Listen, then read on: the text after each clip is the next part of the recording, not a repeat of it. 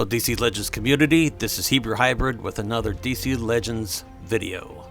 It's been quite a while since I've uploaded a DC Legends video. I got a whole lot recorded, but I've just been busy with work, working overtime, with toy hunts, etc., you know, keeping up with life's daily responsibilities. This particular video is the very last raid that was conducted with DC Legends. This particular raid, I did a little bit of the solo raid bosses, but didn't do any of the alliance raid bosses starting off because the point values really aren't worth anything. This was also the weekend that this was going on was when I decided to do my Wichita Toy Hunt World Tour video, and I was busy all day long Saturday, doing recordings, hitting up various stores, so on and so forth.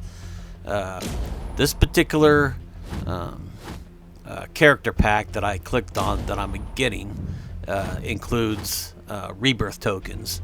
And for those of you that have not played DC Legends and doesn't know what the rebirth tokens are, it is those four-sided tokens that's popping up, and it helps you upgrade your characters a little bit more after they've been fully upgraded from your standard to your legendary. You can also increase their power levels by rebirthing them. You can rebirth a character up to 5 times. It takes 10 of those rebirth tokens to do a rebirth upgrade. So they were a little hard to come by when they decided to do the rebirth option for your characters. And I had a whole bunch of characters that I could have rebirthed. And with the game ending, they decided to make the rebirth tokens easier to get. Beforehand, you could only get like 5 rebirth tokens a month off the daily login rewards. And you know, they from time to time they would put them in with character fragment packages as well, for money, real money. And with me being mostly a free-to-play player that would rarely spend any money on the game, I would hardly ever purchase those particular packs. You could also earn rebirth tokens with your alliance, being able to land within the top 10 spots, top 50 spots, so on and so forth. The very top spot, you can get the most rebirth tokens, but unless you're in an alliance that spends lots of money and gets lots of energy to combat the alliance raid bosses, and you yourself spending lots of money as well, it's really too much of a hassle to really try to place in the very, very top spot unless you got lots of money to burn. Not knocking the whales at all. In fact, I appreciate the whales keeping the game going on as long as they did. The game went on for almost a whole 8 years before they decided to call it quits. I read several articles where the original developers that came up with the game was estimating that DC Legends would only last roughly 2 years. And surprisingly, it lasted almost a whole 8 years, about a month shy from its 8th year anniversary. Now, I'm getting ready to do some heroic challenges here, or some alliance points for our weekly challenges. I was lucky enough to wind up in a family of alliances that made a habit of appearing in the top 100 rankings. I was currently in with the APOKALIPS Productions, which is the number 3 alliance, part of the New Gods family. The New Gods was the main alliance, while New Genesis was number 2, APOKALIPS Productions number 3, and Fourth World was the 4th alliance. Right here, we're at the level 1 of the heroic bosses here, chapter 1, which they're pretty easy to disperse, easy points to get. And the particular lineup that I got, I can earn 10 points not only for myself but also for my alliance for each battle. With the raids going on, you can spawn raid bosses by doing PvE battles. You can also do them with your upgrade battles too. You can't spawn any alliance bosses with the red alerts. You cannot spawn any alliance bosses with the PvP battles as well. It was only the PvE battles you could do it with, and your upgrade events. Now here, still trying to get my first alliance boss spawned here. Not really alliance boss, but my first solo raid boss. They got pretty awesome load screens. I've always commented on how awesome DC Legends load screens looked. Very, very awesome pieces of art. And this was Chapter 2, and the boss that you battle in Chapter 2 was Star Sapphire. There we go. Of course, this was the level 3 boss. I think I already spawned a level 1 boss when I wasn't recording. So, getting ready to do battle with this boss so I can move up a little higher in the rankings and earn better rewards, because the thing with DC Legends raids is if you don't, you could stack your bosses up and battle them all at the same time, but if you're falling in the rankings a little too much, it would affect on how much the raid bosses would actually spawn for you. You know, it's kind of like a little double-edged sword if you're stacking up all your solo raid bosses that you're wanting to fight. If it's being very competitive and you keep falling in the rankings, your spawn rate for these bosses would fall too. So right now, just as a player, I'm ranked inside the top 5,000, which is not really too bad of a place to be at, but I would always like to finish in the top 2,000. You know, I get the best amount of rewards for, what little that I paid as far as money-wise. Now, as far as recording DC Legends videos, I have quite a few videos that I have recorded and just are sitting in the hard drive right now, just waiting to be edited. And I've kind of been slacking a little bit on the DC Legends posts, mostly because the toy hunt videos get the most views. But I have not forgotten about the DC Legends videos. The game really holds a very soft spot in my heart. I've played pretty consistently for the whole almost the whole 8 years that it was around, and I felt that as soon as I got the right characters leveled up the way that they should, getting successful with the PvP, and if you're successful with the PvP, you could earn the highest amount of fragments possible and be able to make the necessary upgrades on the necessary characters to make you successful in the PvP.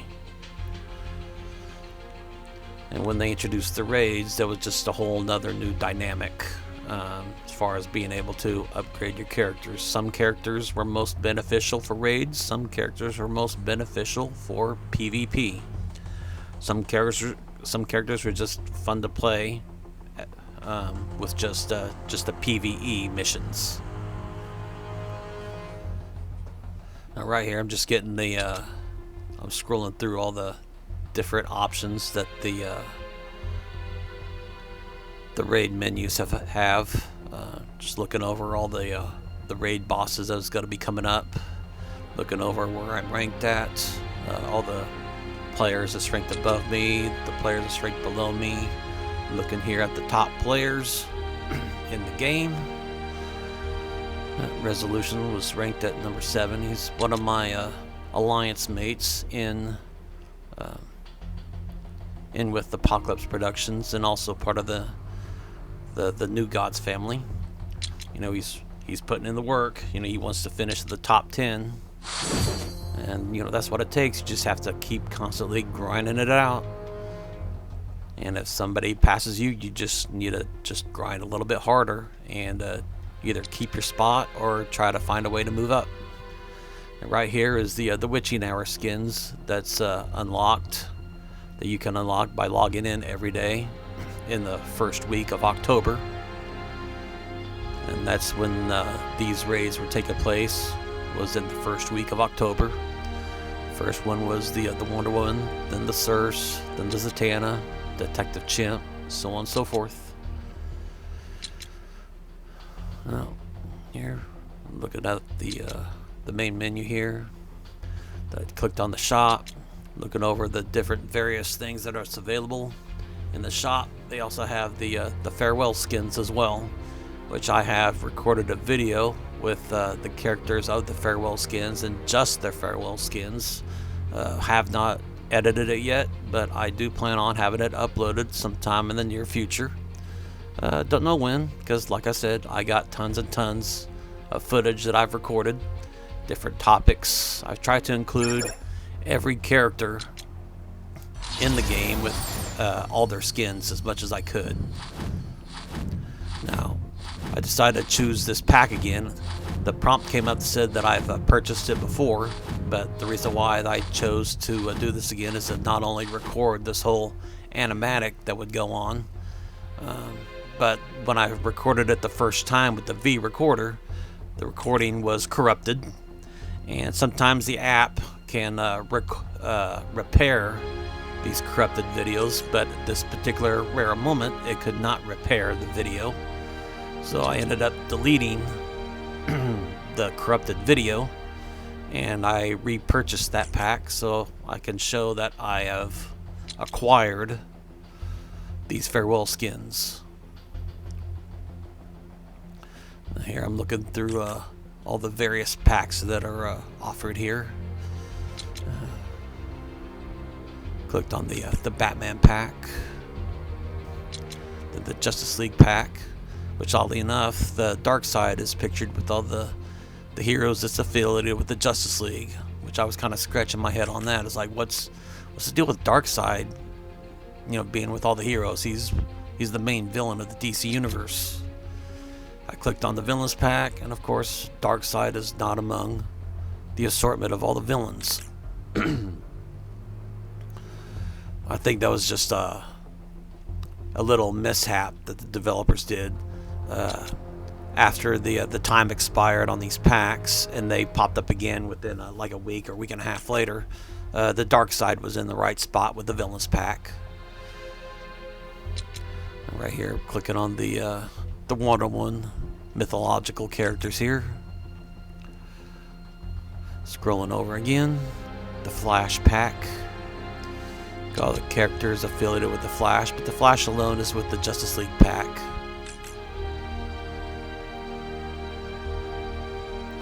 Scrolling over here, rebirth crystals. Get a decent amount of rebirth crystals for 300 essence gems, the gold essence gems.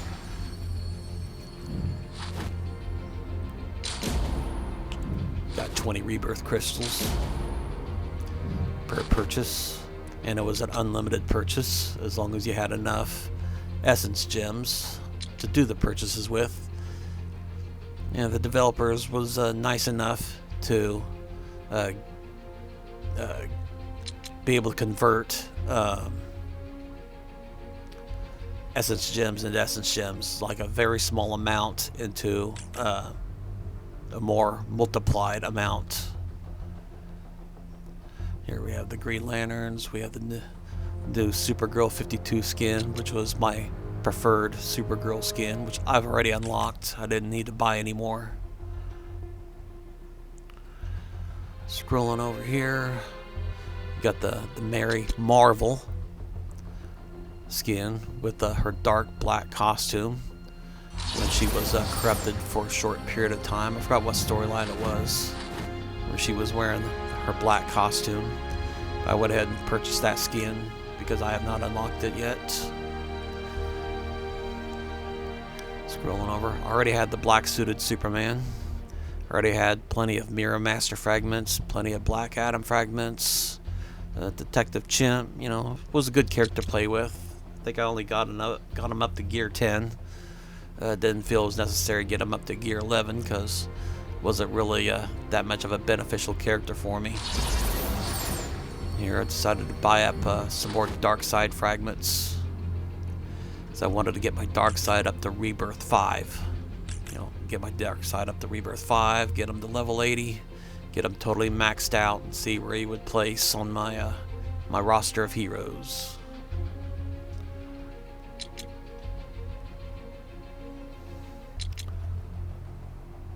Now, looking around here, I made a video where I got my Flash upgraded to be my most powerful character on my roster.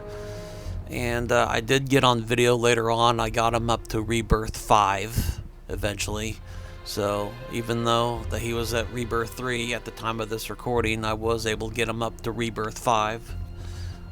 Some of you that have followed this channel and even know me personally knows that the Barry Allen Flash is my most favorite DC Comics character overall. Right here, going through the Barry Allen skins here, going up through his stats, scrolling downward, looking at speed values, his critical chances. Yep, decided to rebirth him at this moment, get him up to Rebirth 5. Kind of like how they got this animatic that shows how he's leveling up even more. Make him look badass.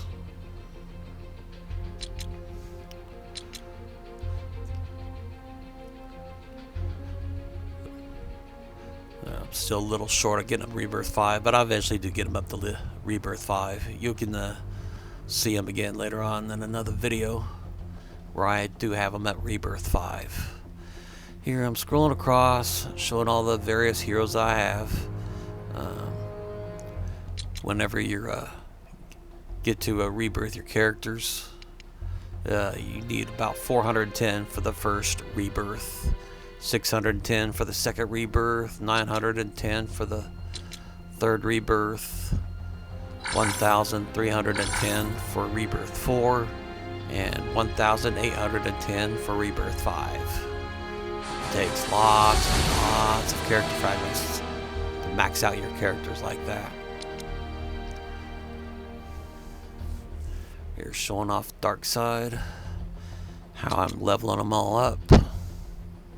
Right now is Rebirth 2. Looking through all the meta agents to rebirth them with, or to level them up with. Decided to get them up to level 80. Trying to find the best, most efficient way possible, using up as much of the lower level meta agents. Right here, I got them up to level 80. Still a Rebirth 2. I do ended up getting them to Rebirth 5 eventually.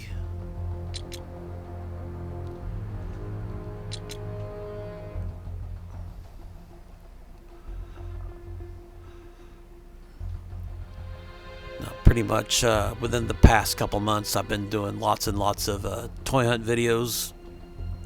Gotten in a video done for one of the comic conventions that was here in Wichita. I really preferred the new 52 look for the Supergirl most of all. That was the one I used most of all. But yeah, the toy hunt videos, a lot of times I get lots of views right offhand, and then YouTube's algorithm tends to slow everything down. And it's, you know, I kind of wish that the YouTube algorithm didn't do that, but I still get views from time to time. Some views, you know, I get up to like 300 views, close to 500, close to 600, so on and so forth. The toy hunts are really what brings the most attention to my channel, but I'm trying to dabble into all sorts of different fields as far as the geek culture goes. You know, I got some collected edition overviews recorded, and I plan on doing more overviews as well for the comic book community. You know, try to bring more attention to my channel. And I'm gonna, you know, I'll be posting more DC Legends videos in the future, you know, for nostalgic reasons. You know, not only, you know, so I myself can go back and rewatch some of this stuff, but just whoever was in my alliance, and anybody else, even if it's the Court of Owls, who had their own YouTube channels as well. You know, they want to come in and check out what I'm posting, what I'm showing off. You know, I'd much appreciate it. You know, especially if you want to leave me a like. You know, comment on the video, subscribe, ring the bell for notifications. Wink, wink. Yeah, I really like these Rebirth skins that they gave us. Got the Martian Manhunter, the Black Canary, and there's the Witching Hour Wonder Woman that I unlocked earlier, with her white hair and her white eyes. It's kind of creepy looking, if you ask me. They did a really good job on this Farewell Superman skin. I really liked it. The gold S shield, the white costume, some of the black trimming. They did a really excellent job. Really liked the Batsuit too, for the Farewell. Just about all the Farewell skins looked awesome.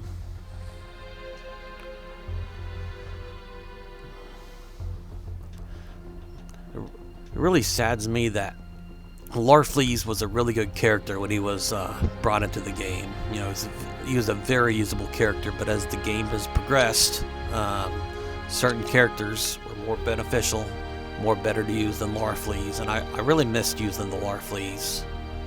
It's a really fun character to use, and was worthwhile to level up, get him all the way up to gear 11, you know, and if you got him up to level 80, you know, he still served the purpose, leveling him up that high. Majority of I need to talk a little bit better. But the majority of my characters, as soon as I got them to level 70, got them up to gear 11, I was pretty much done leveling up that character. Next character, who should I level up next? Who's gonna benefit me more with PvP? That Aquaman Farewell skin looks pretty awesome. The trident looks good. The hook on the hand looks great. I remember Red Robin was a character I was using at least 90 to 95% of the time. Fond memories. The future state Batman, the wannabe Black Panther. That was a very good character to use in PvP and even in all different facets of the game. You could even be used in raids. You could even be used in the PvE. I really enjoyed the Defender of Justice Wonder Woman when she came out. She served her purpose. She was pretty squishy, but a couple of her attacks couldn't miss. Came in pretty handy when facing against Batgirl teams, facing against Harley Quinn the Mad Gesture. She served her purpose. I liked leveling up the Phantom Stranger, liked leveling up the Black Manta. I was able to unlock the Bombshells, Mary Marvel. Of course it says Mary Shazam up here, but it's really Mary Marvel. Legally, they can't use the name Mary Marvel because Marvel Comics was able to use the name Captain Marvel because DC's Captain Marvel had to go by Shazam because of that court ruling. But part of the condition of the court ruling was that Marvel Comics had to continuously use and push their Captain Marvel, which is, you know, the new Captain Marvel movie, the Marvels, you know, just recently was a recently confirmed bomb in the movie theaters, and a lot of people are scratching their heads as like, if Marvel Comics kind of had an inkling that it would bomb, why did they go on through with it anyway? Well, the reason is because that court ruling. If they're going to be have the rights to use the name Captain Marvel instead of DC, which the DC's Captain Marvel was around during the golden age of comics, it was actually grandfathered in, and they by all rights should have been able to use the name Captain Marvel. But hey, you know, part of winning court cases is not really having good lawyers. It's whether or not your lawyers know the judges. Yep. Sometimes life ain't fair. You gotta roll with the punches. And now with the Marvels flopping, they're probably trying to figure out how to continuously use Captain Marvel in order to keep the rights to the name and not letting it go to DC Comics, to Warner Discovery, so on and so forth. Right here. You know, I thought about editing this little part out, but this is just too comical. You know, these little game trailers. It's really not, you know, the actual gameplay that is available a lot of times. But I always thought, you know, a cow with a machine gun shooting at bales of hay to get certain upgrades unlocked. I decided to keep this in the video. Hope you get a little chuckle out of it. But yeah, I did record a video to where I'm trying to unlock as many of the Lobo fragments as I can. As you can see, I have 138 free spins.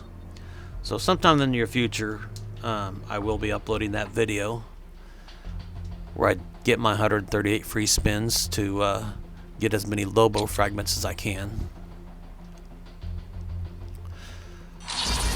Right here, I'm trying to unlock some more flash packs here. See if I get my my impulse and my black flash level up a little higher. Same with the reverse flash. When they released the reverse flash, I was pretty excited because, you know, even though Flash is my favorite character, reverse flash was my most favorite villain. He had the same powers as Barry Allen, and it was often argued among fanboys such as myself: is Eobard Thawne faster than Barry Allen, or is Barry Allen faster than Eobard Thawne? You know, you see them racing throughout the city, the central city, even throughout the planet Earth, and Eobard's able to maintain his distance from Barry Allen. There we have some of the Green Lantern skins here. Yeah, I posted recorded a lot of these shop videos here for this particular raid video.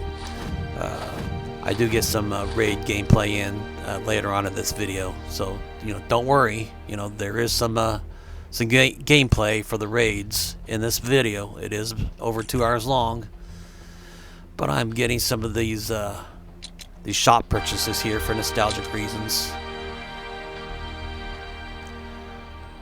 You know, in fact, the more I think about it, this was probably the best shop lineup that I can actually really remember, as far as, you know, character fragments, so on and so forth. And of course, you know, they're going out with a bang.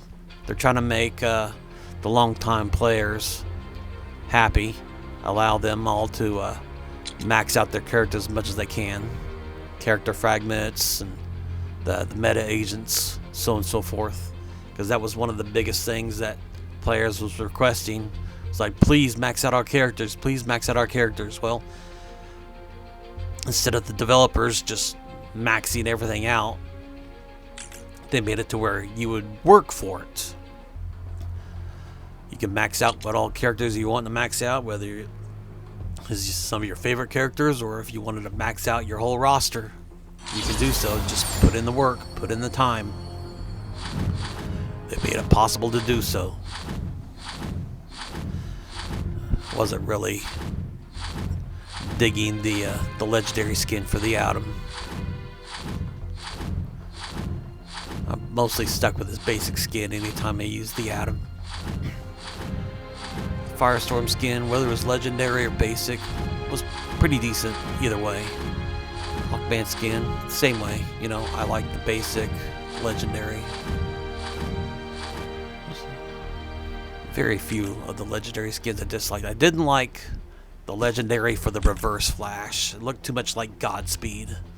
So mostly, anytime I rolled around with reverse flash, I was just rolling around with this basic.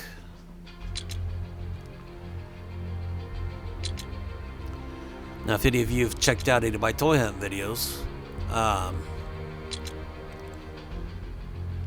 just kind of hoping that, you know, it would help you if you wasn't really a toy hunter to begin with. It's really a fun hobby to get into. It can be pretty expensive as well. You know, some of the stuff is not cheap when you're looking at an action figure that's $20 or $25 or even $30. It's like, man, that takes a big chunk out of your pocketbook. But mostly I collect action figures because I mostly view them as like statues, posable statues. Action figures have come a long way since I was a kid, you know, all the way from the old Mego style, generic looking action figures. You know, they had the cloth outfits. You know, they look pretty good for their time. But as soon as the superpowers came out in 1985, the 1980s during the toys, it was pretty much, it was the beginning of an era, if you know what I mean. You had the Masters of the Universe, you had the Transformers, you had the G.I. Joe fighting Cobra, and you also had the superpowers. The Star Wars line had pretty much run its course. It was winding down, and it was practically anybody's game as far as what toy lines was going to be leading the way. And toys have come a long way even since then, as far as detail, articulation, so on and so forth. Here I'm battling a Larfleeze raid boss here that somebody shared to the community. Take him out pretty quick like. Increasing my position as far as the rankings are concerned with the solo raid bosses. Really like that Power Girl skin.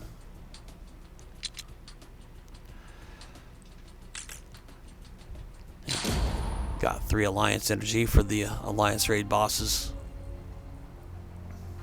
Couldn't really pass it all up.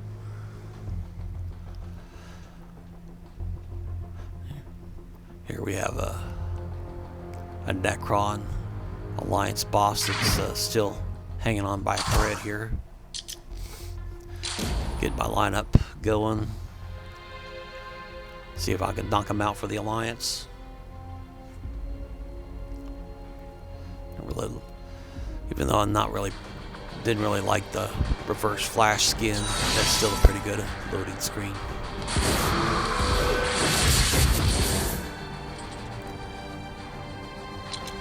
Decided to use the AoE from the Power Girl. Take out as much of Necron's minions as I could. Got everything set to speed 1 so I can record the animatics.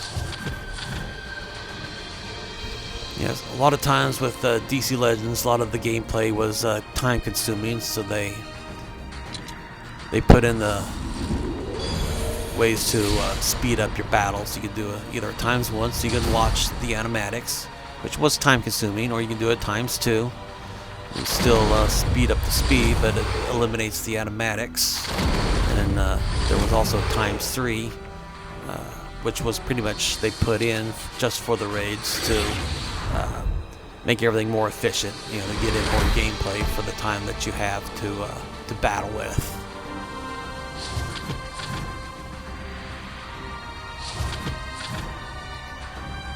Necron's just about dead here.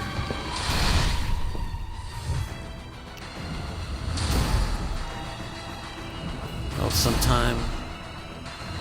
some point I do see some of my teammates attacking the boss as well, and that's when I switch my speed from a ×1 to a ×3.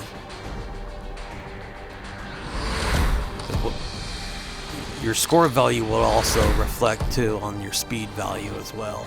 If you're doing everything speed 1 and everything's much slower, you got your animatics being recording, so on and so forth. It affects your point value because you are working with a timer here. As of course you see it counting down on the right hand of your screen. Got about 6 seconds left here. Now I switched to ×3 so I can finish off the boss. So I didn't want to have to spend some more energy and go in to try to take him out. Which I did end up having to do, I believe. Yep, still has 68,000 out of 150 million left to go. So I chose the 2 energy, the ×3 multiplier. You had different multipliers that would amplify the damage that your characters are able to do. Also, your character's health bars as well are multiplied as well. Helps them stay in the battle a lot longer. Right about there, Necron is taken out. Match is over with. Yeah, I probably should have just switched to a ×3 a little sooner. I wouldn't have to spend that 2 energy, but I still had quite a bit of energy stocked up. It wasn't like I was running short at all. As you can see up top, I had 1600 Alliance raid energy, so on and so forth.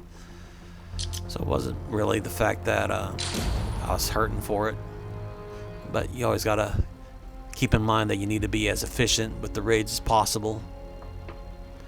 Especially since your Alliance expects a certain amount out of you, so they can be ranked a certain way when it's all over with. Got everything back to a ×1. It's one of the best things about DC Legends that a lot of players kind of miss out on since they have to do a ×3 speed up is the animatics. Developers actually took the time to make animatics such as that for just about every character, which every character does have their specific animatics. There's some character might only have 1, some of them might have 2 animatics, and there are very few characters that was lucky enough to have 3 animatics along with their kits.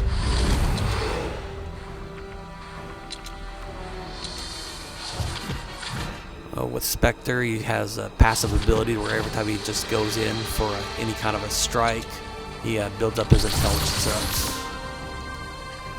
I thought of Darkseid's Omega Beams. Even though the animatic was cool, the Omega Beams itself was a pretty cool idea that the creator Jack Kirby came up with back in the 1970s. Eye beams that comes out that could vaporize and kill, or even transport certain characters to another dimension. Can also transport them to not only different places of a specific planet, but also on the different planets. So just depending on Darkseid's mood determines the effect of the Omega Beams, whether they were to kill, whether they are to injure, or to transport. It just depends on what Darkseid does, what he wants to do with you.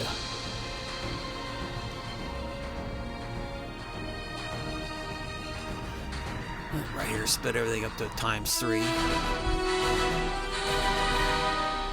Put in a little bit more damage. Put in some more work on the boss here. Here's scrolling around, see if I find a character that can do more damage, which the Superwoman, she stacks up her power strength ups and her critical chance ups, and after she gets a couple of churns, she can just really start hitting people with semi-trucks, so to speak. Of course, you're not going to see semi-trucks appear in the animatics, but you know, that's just a figure of speech. She just really start hitting characters hard. And since she is of the fighting affinity, that is the stronger affinity against mystics. So as soon as she starts getting her empowered strength ups stacked up, she just really starts putting the pain on a lot of characters. Even if they're of a stronger affinity, like the energy affinity, she can actually start doing more damage than other characters that is of the mystic affinity when it comes to battling against the energy affinity.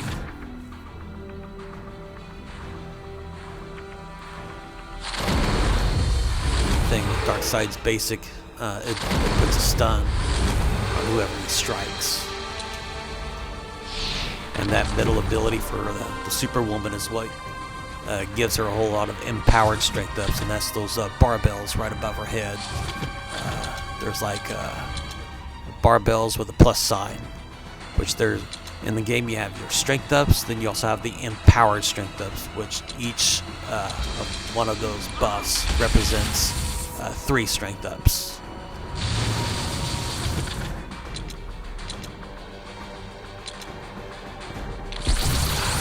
Darkseid's Omega Beams. Gives everybody a shield too as well. It's one of the passive abilities they put on the character in this game. It gives everybody a small shield. Of course you have that new Zatanna. That new Zatanna hits pretty hard as well. Right here you saw the Superwoman go in and do a hit for almost 2 million.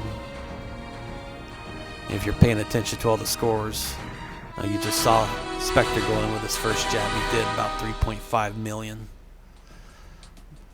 But if this match would have went on for a little while longer, that Superwoman would have really been putting in that work. Be doing more damage than the Spectre. Yeah, that's a really good Harley Quinn loading screen.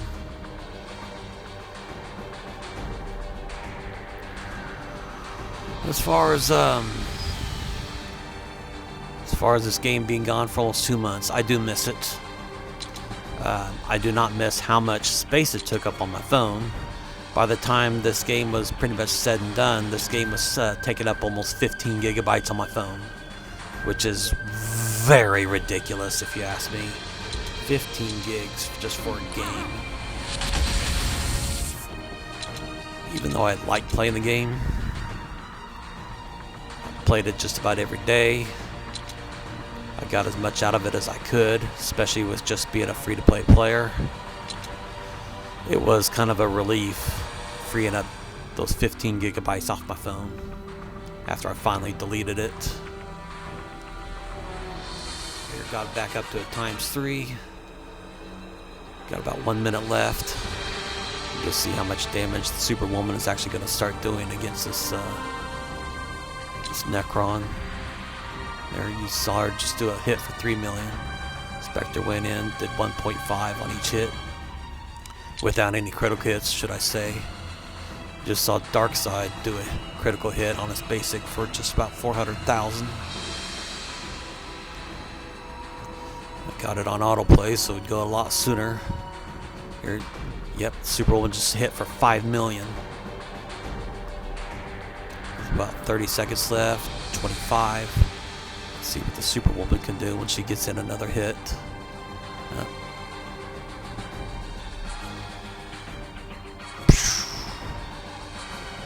Yeah.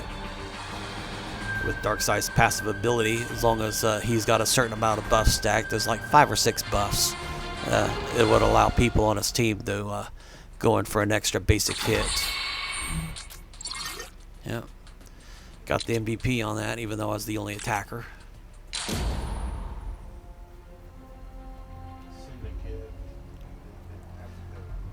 Oh, we got another Larfleeze that somebody shared.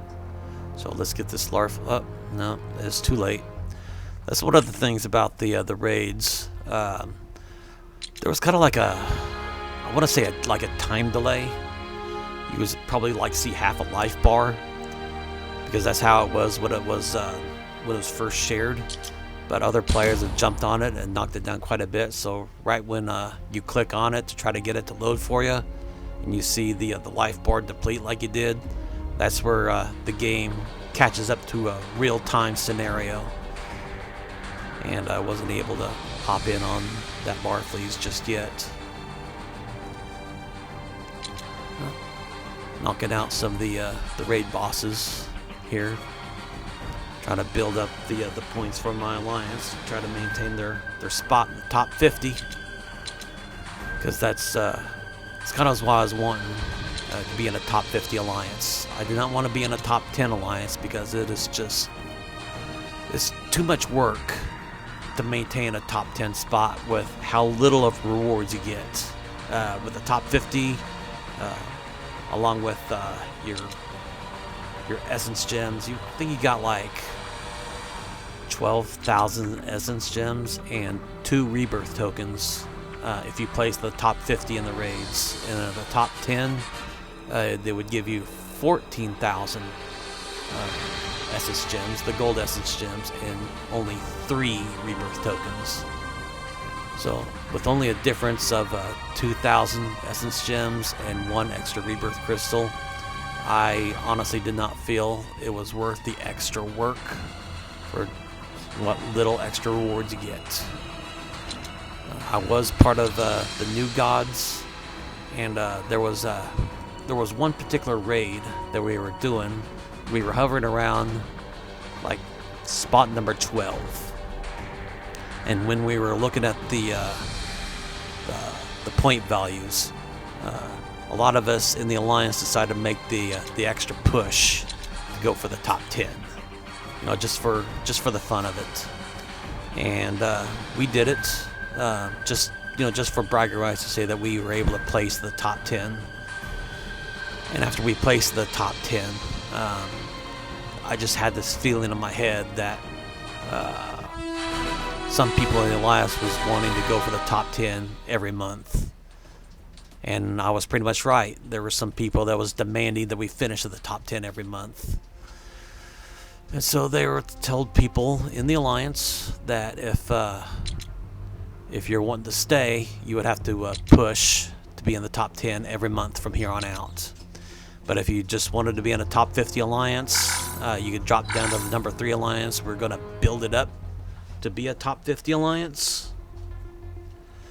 So I went ahead and dropped down to Apocalypse Productions. They were kind of like an alliance you can park your account to if you're going to take a little bit of time off, or if you just want to just be a casual player and not really push for any particular spot. That's where people went, was Apocalypse Productions to begin with. And it took a few months for us to get up to be in the top 50. We were able to finish the top 100 a lot of times, but in the top 100 you didn't earn any essence. Or, you would earn essence gems, but it's the rebirth crystals. Rebirth crystals is what I was really after. But you did not earn any rebirth crystals finishing the top 100. But after we were able to recruit enough people and get enough people that actually was willing to put in the time to go for the top 50, we're able to routinely finish at the top 50 for about a year's time. There was maybe 1 or 2 occasions they wanted to push for the top 10, and I went ahead and went along with it, even though I still felt it was too much work for too little rewards. Now, within that year's time, I did notice that New Genesis did not push for top 10, like about half the time. They were content with being in the top 50, because I think a lot of players was realizing that not only was it a lot of work, but it was also a lot of money too. It can get pretty expensive purchasing the required energies to do what you need to do to get in and maintain your spot in the top 10, because if you're at the bottom tier of the top 10, there's other alliances like ranked number 11, 12, 13 that are just right on your heels. And the funny thing is, when you're ranked at number 10, when you're trying to look at the rankings as the raid is going on, you can't see where positions 11, 12, 13 are at because it's blacked out. You have no idea whether or not other alliances are creeping up on you, so you have to keep pushing and pushing and going and going. Now, if you're able to get in the number 9 spot, then you could scroll through, it would tell you where all the rankings were at right below you. But when you're at number 10, it would black it out for you, so you just keep pushing and pushing and pushing. It would play with your conscience a little bit. Like, are we secure in our spot, or should we keep going? Well, you should keep going because you don't know if they're gaining up on you or not.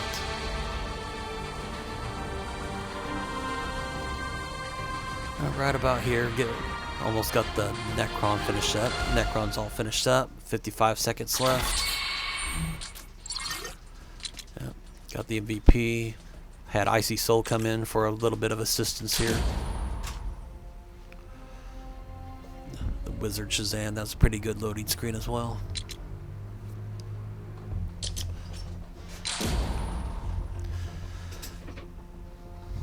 But yeah, like I said, on the Saturday, it was like kind of like the last day, or next to last day, should I say?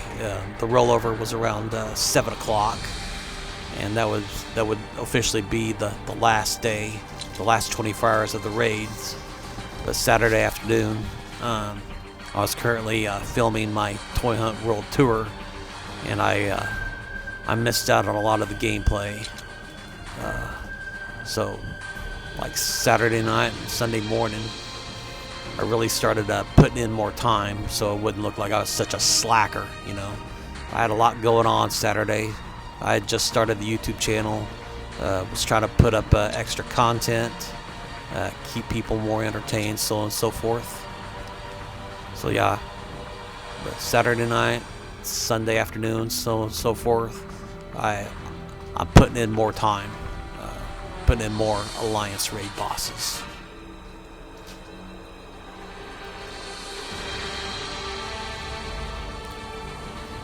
Got everything to ×3. Yeah, I did a lot of these battles with the ×1 so I could record the animatics, but as more and more players was hopping on, I had to switch to a ×3 so I could at least put up more of a respectable score. Didn't want to get any messages like, yeah, you're not hitting hard enough. It's like, I'm sorry, man. I'm just recording. I was wanting to get animatics in for my video. Because I'll tell you what, they will let you know if they don't think that you're hitting hard enough. If they don't think you're putting in the required points.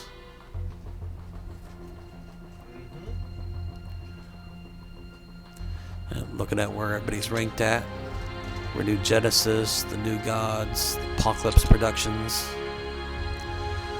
I'm ranked inside the top 3,000. Our alliance is ranked around 24th. So it's pretty much secure inside the top 50.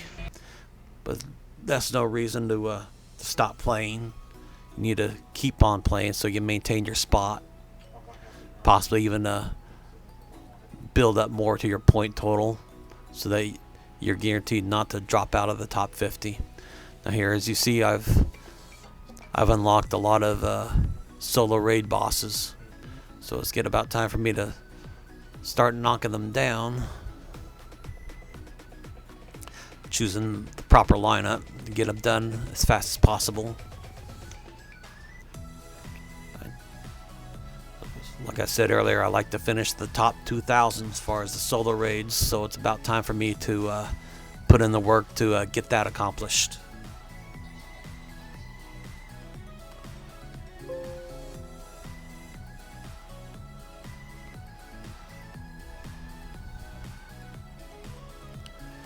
Yep.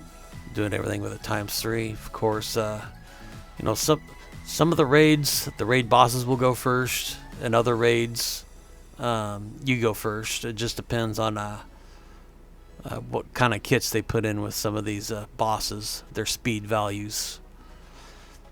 And with the right kind of lineup you put in, you could actually possibly go first. Like if I would have put in Cheetah's team lead and a Black Flash somewhere on my team, I could actually manipulate the boss's churn meter and actually fix it to where you couldn't even get a churn at all.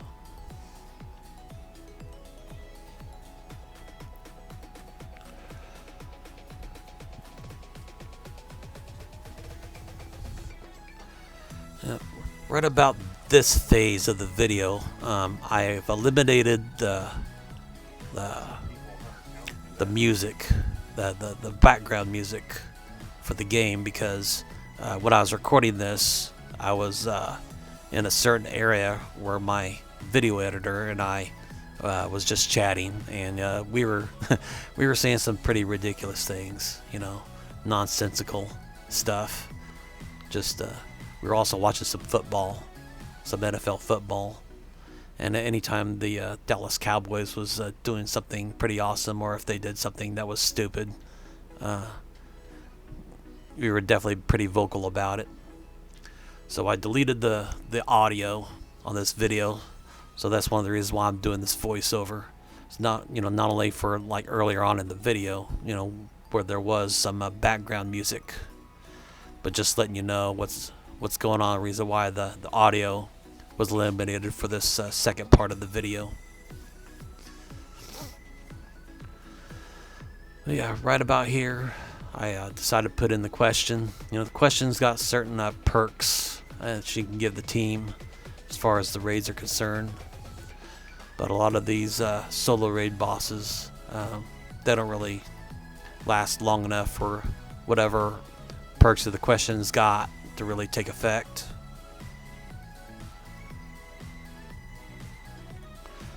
I also like the animatics the question's got for her heavy attack ability. I think I might actually get one of those in this recording. I don't quite remember.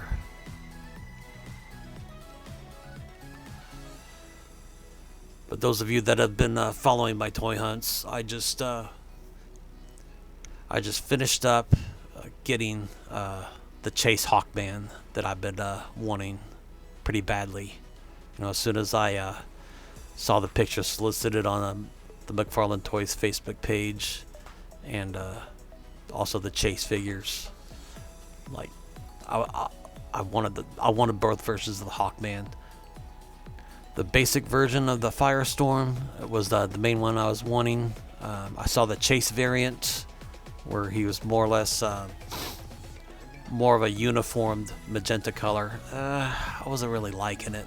I was debating whether or not, if I did see it, if I would pick it up or not, which I have not physically seen that Chase variant of the Firestorm at all. So I didn't really have the option to pick it up because I haven't even seen it. I got both versions of the Sinestro. I'm still looking for the Marvel Legends Spider-Man No Way Home Spider-Man figures with Tobey Maguire, Tom Holland, Andrew Garfield. I have not seen them in Wichita at all. I've seen several toy hunters on YouTube come across those figures.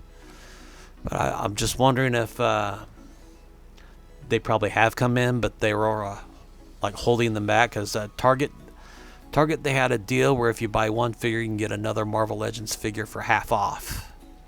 And they probably didn't want to sell any of the Spider-Man figures like that. They probably was wanting full price for them. So I also heard too that they're also street dated.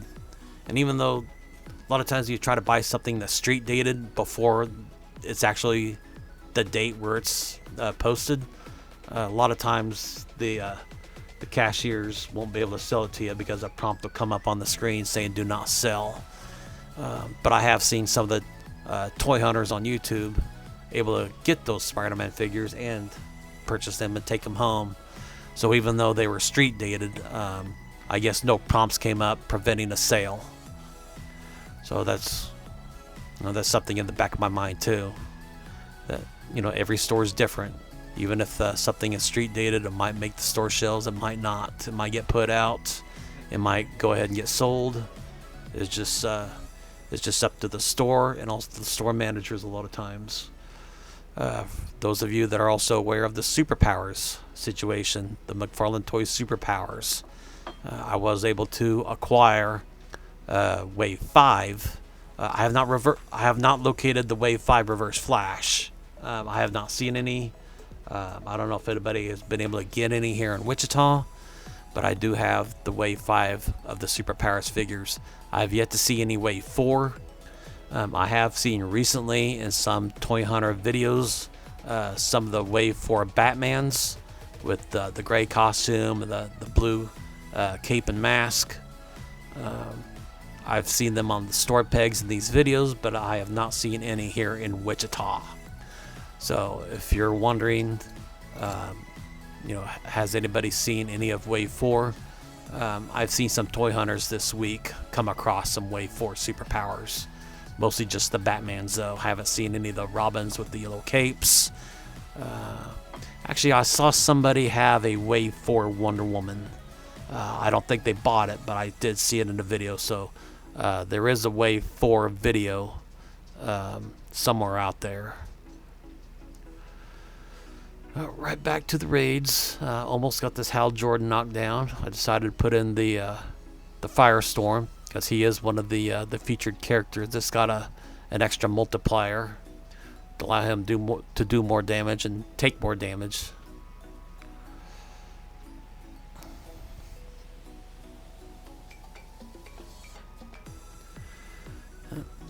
Scrolling through, looking at how many more raid bosses I got to go. I've got probably close to half of them chopped down now. Choosing the ×5 option because, as you can see, I got over 4,600 solo boss raid energy to use up.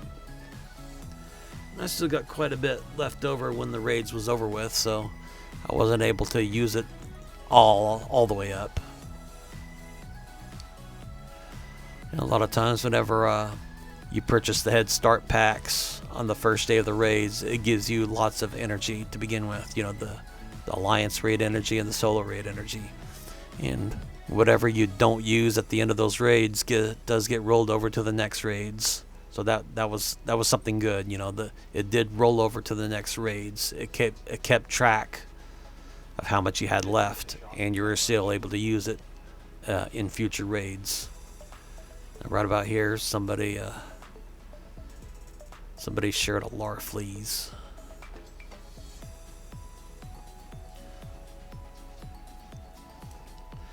Which, oddly enough, it had its full life bar. So you are stuck with a dilemma. It's like, should I go for MVP, or should I just hit hard enough to where he's depleted fast enough to where nobody else can steal MVP if it's like from an alliance mate? But if it's if somebody who ever shared it is not an alliance mate, you can have the prerogative to steal the MVP if you want.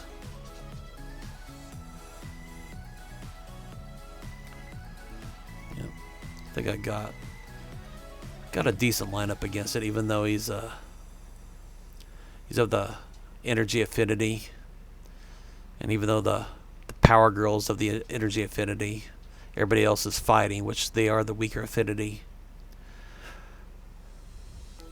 With Superwoman's abilities, even though she is the weaker affinity, it's not really that big of an issue, because once she gets all her buffs stacked up, she'll start hitting harder than anybody else in the lineup, even if they are the Mystic affinity, which is the stronger against the energy.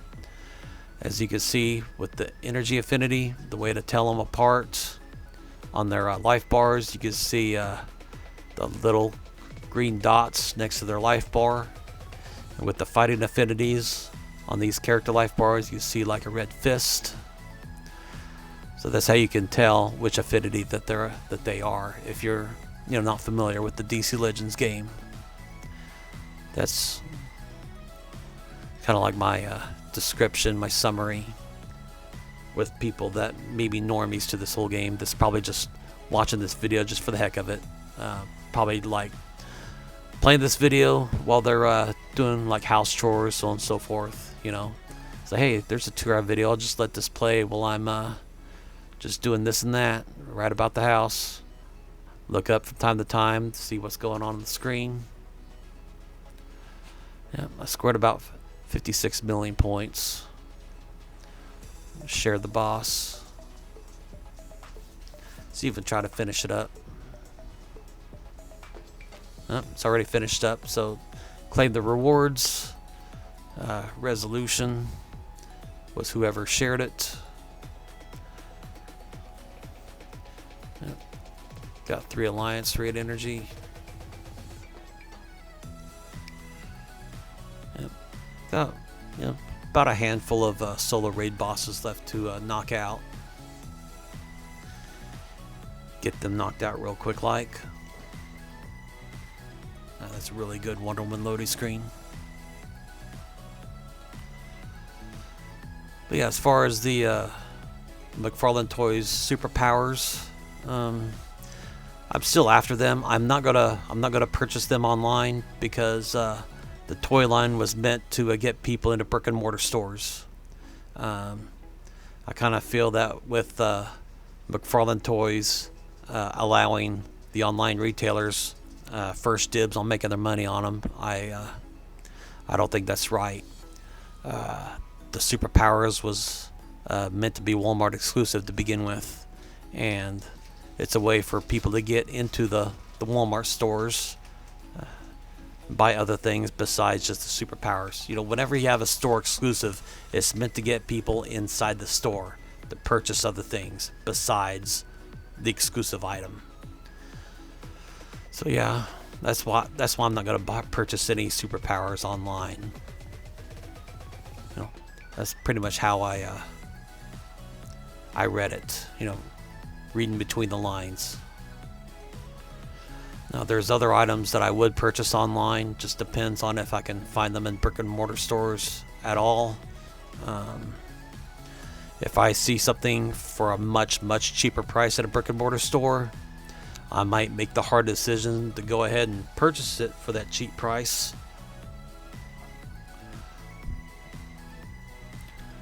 So a lot of times these brick and mortar stores such as Walmart and Target, they used to match competitors' prices.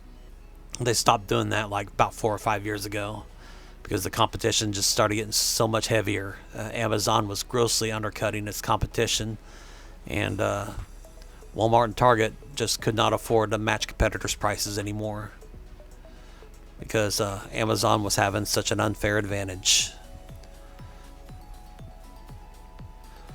Now, if a brick and mortar store is the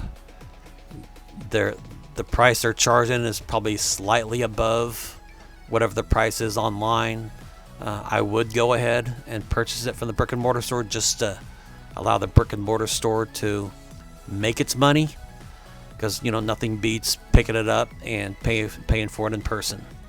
I'm old-fashioned that way.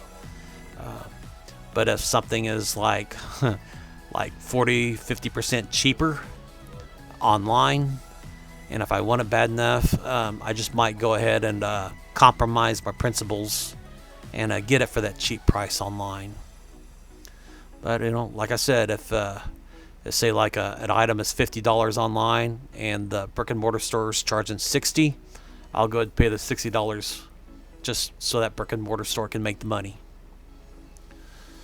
But if the brick and mortar store charges $60 for an item and I can find it somewhere online for like $35, I'm probably going to spend that $35 online. Because in all honesty, the brick and mortar store, they need to try to do a better job on being more competitive.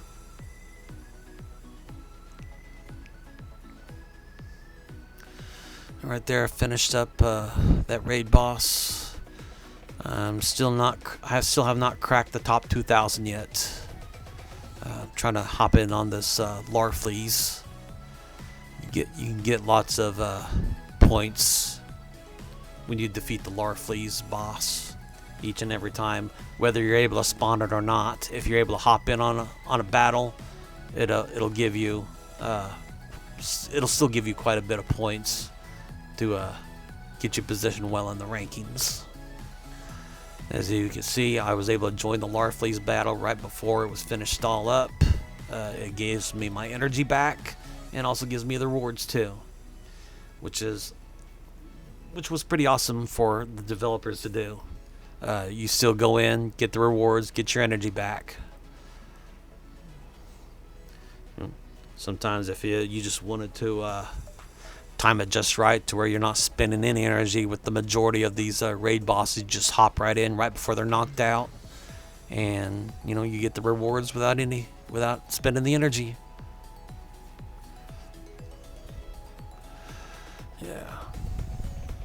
Yeah, the thing with Atrocitus's passive abilities, with everybody enraged, they all get free shots in right before the match is over with. Even if the boss's life bar is at 0, they'll still go in and get their final punches in.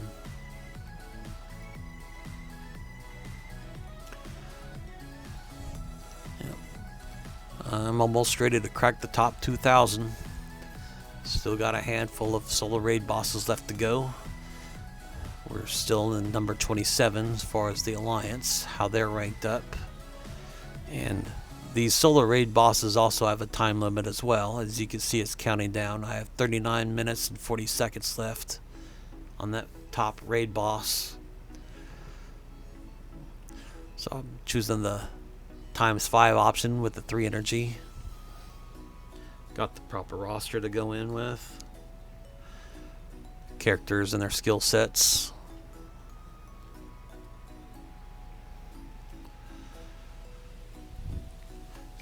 Start off with Atrocitus AoE. Everybody goes in with their basic attacks.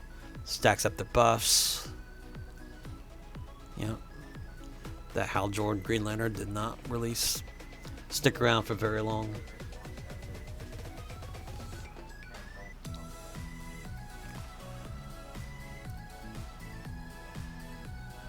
Got the MVP on it. Of course, you know, it's my raid boss. I should be getting MVP for it anyway. Another Larfleeze got spawned. Shared by Flazange. Life bar is being depleted like really rapidly. So hop it in here real quick like. Wondering if I can get 1 or 2 shots in before the raid boss drops. He goes in, tries to steal everybody's buffs. Strike comes in. Atrocitus does his AoE. Everybody gets their free shots in. Spectre goes in, gets a couple hits. So I'm able to get in more than just a couple hits. That life bar, the Larfleeze's life bar is still depleting very, very rapidly though. So he's not even going to stand for like another 15 seconds. He'll be down by 1 minute and 10 seconds. Yep, not even 1:15. He is gone, man. He is so gone.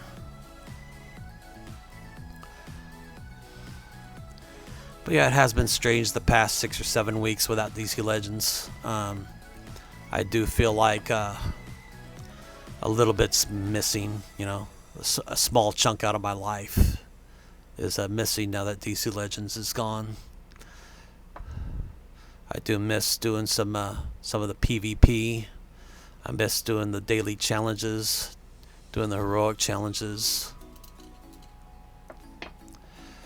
Yep. Joker was another character that I had always wished I could level up, and since the game was coming to a close, I was able to get him up to level 10, up to gear 10.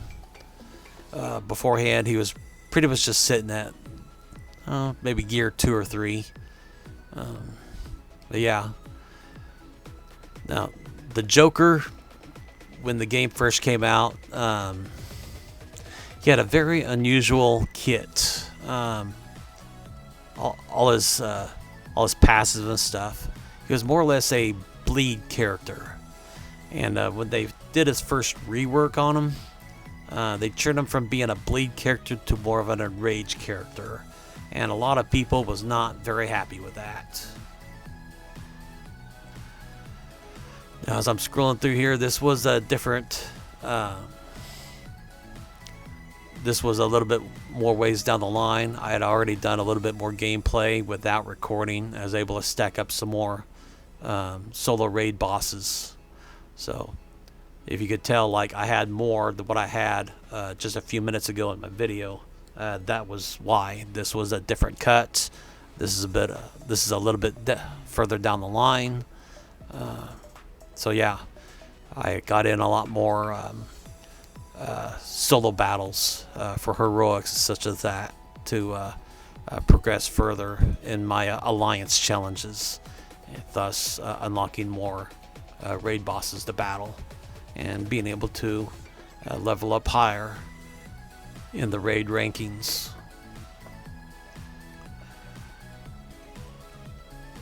Now here in a little while, after this Alan Scott raid boss is finished off, we'll see where my ranking is at, whether or not I'm in the top 2,000 or not.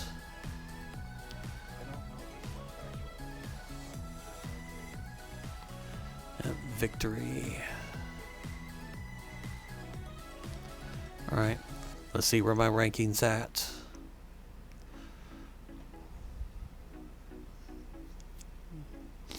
Yep, just cracked the top 2,000 on that battle. Alliance is ranked at 28th. So yeah, now that I've cracked the top 2,000, it's time for me to solidify more of a secure position instead of getting knocked out of the top 2,000. It just really depends on how many more solo raid bosses you can unlock and how many more you can battle and defeat. You really got to put in a decent amount of time in order to wind up in the top 2,000 and even higher too.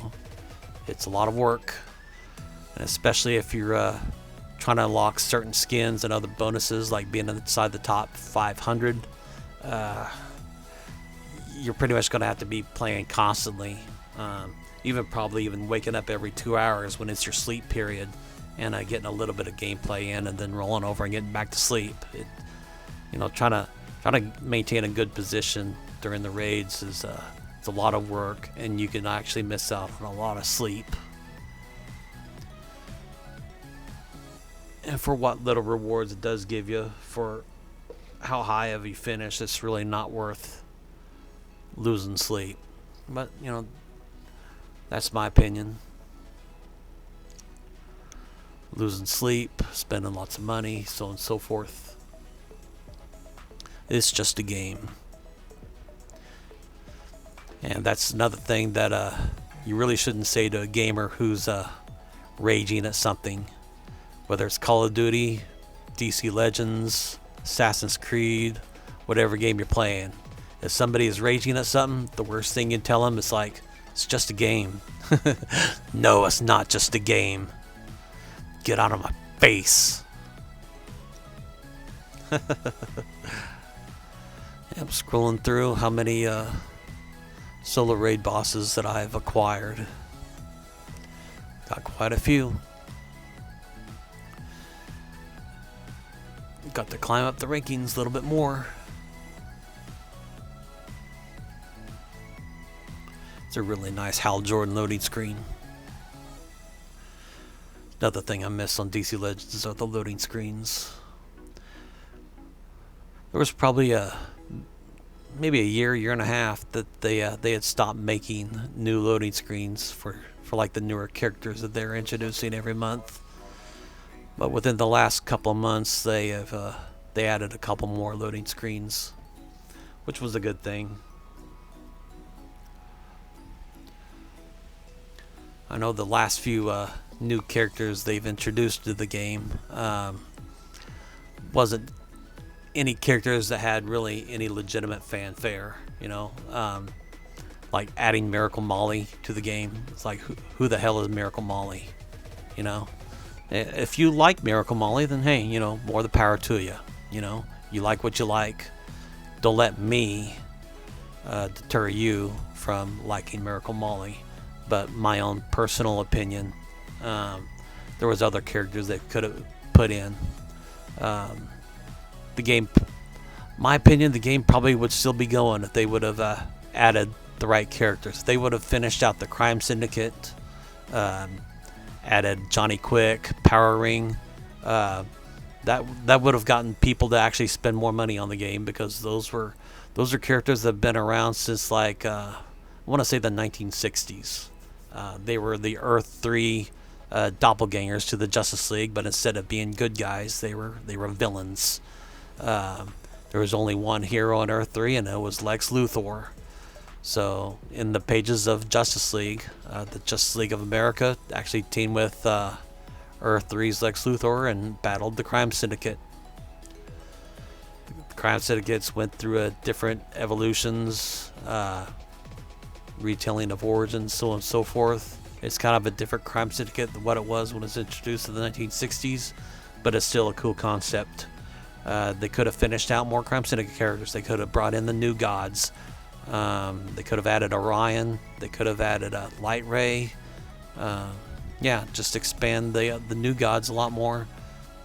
That could have kept the game going. Added more of the Legion of Superheroes. You know, people were asking for Legion of Superheroes all the time. You know, but they were never added. I often wondered, like I even commented too on like DC Legends Facebook page. When they were introducing a lot of these weird characters, I'm like, who's asking for these characters? And somebody would comment, there's a certain website where they're holding surveys. I'm like, well, that's not being broadcast on the Facebook page, you know? In fact, I'd almost bet that the DC Legends fan page, the DC Legends Facebook page, actually had more of a following than whatever stupid little blog site was holding these specific polls on who to put in the game next. But, you know, that's my opinion.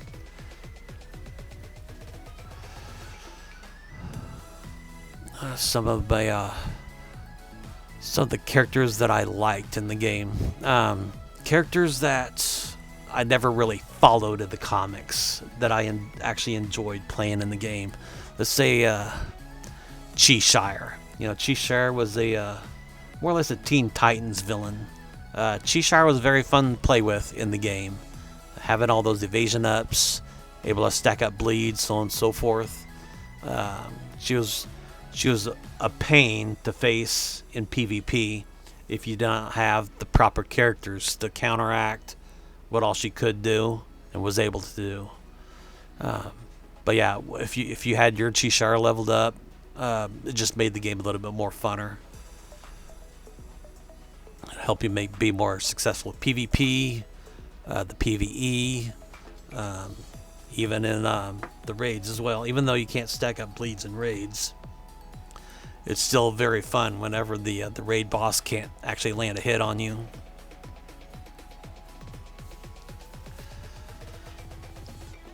Adding Trigon as a playable character, that was a good call. That was actually another fun player too. That was actually another fun character to play with. Was Trigon. Was able to steal buffs at various points of the game, even when it's not your turn. Just was having a passive ability to where anytime a character on the other team was able to get buffs, he could just steal it right away from you. Yeah, the Lord of Chaos, Zatanna. That was also another fun character to play as. Now, a lot of people was wanting a rework of the Zatanna that was there from the launch of the game, but we never got a rework. In all honesty, they could have increased her speed value. Could have made her hat trick when she pulled the rabbit out of the hat and flung it at you. It was already hitting pretty hard, but if they could actually made it to where it's hitting actually harder, it would have made the character a lot better. But if they would have given her higher speed value, she would have been used a lot more. But since they've introduced a lot better characters, especially when they introduced Mira, Mira could stack mins on other characters to where you didn't have to have Zatanna on your team anymore to do heals, because the mins would actually do the healing work whenever your character's turn would come around.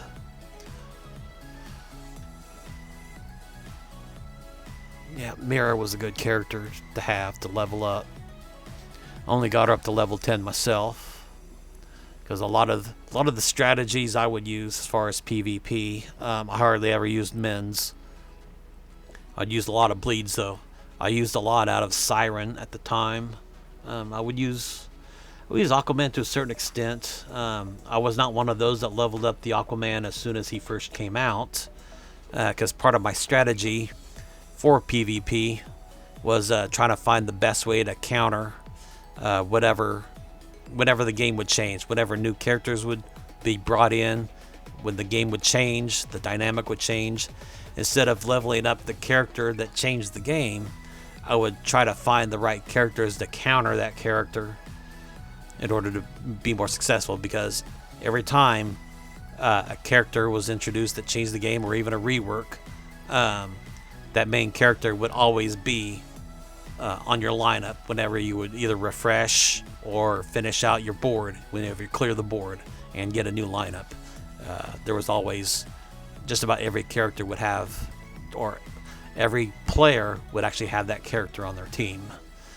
So like when the Aquaman was first introduced, and he had the team leader ability to where critical hits was negated, I would have to come up with a way to counteract with that.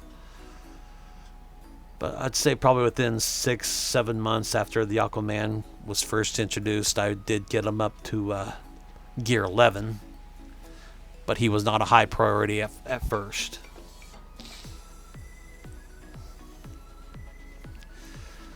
Those of you that remember as far back, Aquaman used to have an AoE ability. It would just depend on how many bleeds was going on the enemy team, and they would determine on how that AoE would be unlocked and be usable. After Aquaman's rework, they did away with that AoE, and it unlocked the glitch as well too. I don't know how many people realized that there was a glitch in the Aquaman. I discovered it whenever I would put it on autoplay, and that he would get like an extra, like his second ability that you could click on and use would speed up the team and give them more mends and such. Whenever I would do an autoplay with Aquaman, and he would do his heavy attack with his trident and put bleeds on, he would do that middle ability next, and then instead of the basic on the next time around, he would do that middle ability again. And I noticed it was, I call it the invisible level 2 ability, and it would actually give a turn meter bonus to the rest of the team. Yeah, I discovered that early on. Some people may call it cheating if you exploit it, but I exploited the hell out of it. Whenever I would play with Aquaman, I would use the first ability, and then the middle ability, and then right when it was his turn again, I would hit autoplay, because that was the way to trigger it, is do it through autoplay. Because if you try to click on it again manually, it will not do it.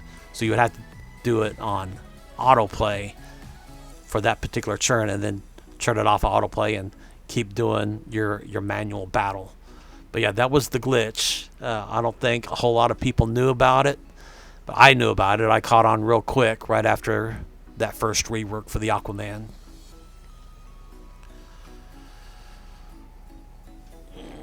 Right here we have the Catwoman. That was another character that I always wished that I would upgrade.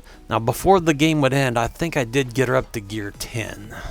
Not to gear 11, but to gear 10. But that was another character that I kept procrastinating on, because either new characters would come in and change the game, or reworked characters would come in and change the game. And upgrading Catwoman kept getting put on the back burner. And I'll tell you what, she would serve her purpose a lot. You know, I've seen plenty of videos when she would do her little somersault kick, or cartwheel kick, should I call it? Her cartwheel kick. It would knock all the buffs off and then put a stun on that character. Even if your character already had debuff immunity or stun immunity, as soon as she would knock all those buffs off, that stun would stick to you. So yeah, that was the perk of that Catwoman. Oh, right here I got some Larfleezes that I can go in and hop in on. I wasn't able to get in on that one soon enough. Got another one. Hop in on that. Oh, am I going to get in it soon enough? Yep. Looks like it had like 12,000 life left on it out of a 150 million point life bar. Yep. Of course, the raid boss goes first. Atrocitus does his AoE. Everybody goes in for the free shot. Spectre's passive goes in. He stuns Larfleeze, puts a couple stuns on him, and then does his own thing. Yep. Larfleeze is practically done. Yep. See, where am I ranked out in the solos right now? Got 50,000 solo raid points on that. Yep, inside the top 1,500.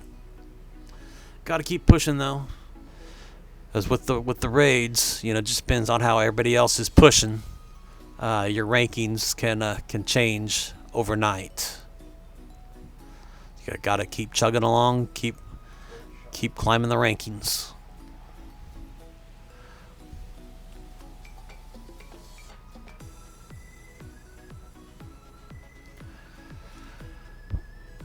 Yeah, when I was going around on my Toy Hunt World Tour in early October doing my filming, I did feel a little bad that I wasn't able to put in the work on these final raids. Now, they did say on a Discord in the Alliance chat that this was casual. You know, if you didn't want to play, you didn't want to play. They wasn't gonna hold you up to a specific standard.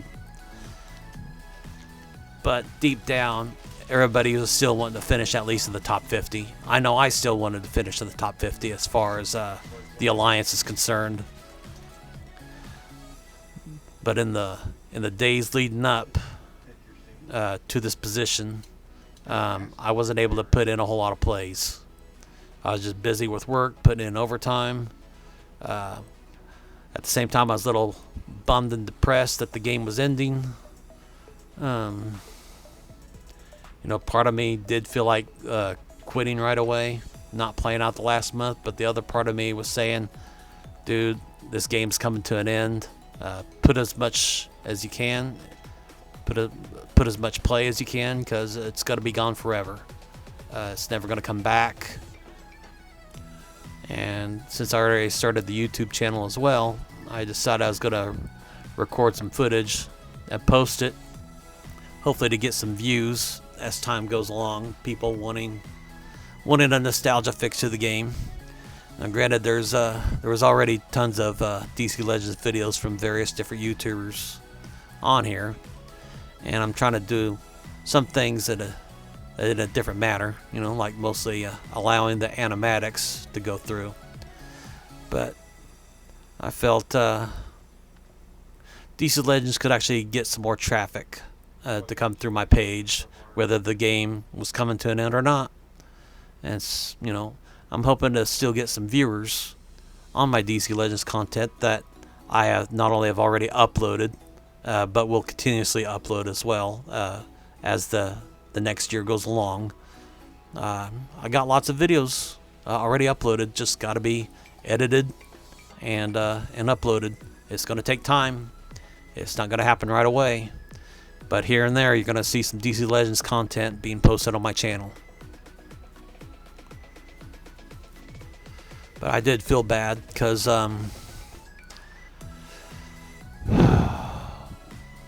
they required at least 150 plays to be able to get the correct ranking they're wanting to achieve as far as the Legends, to get the rewards that they're wanting.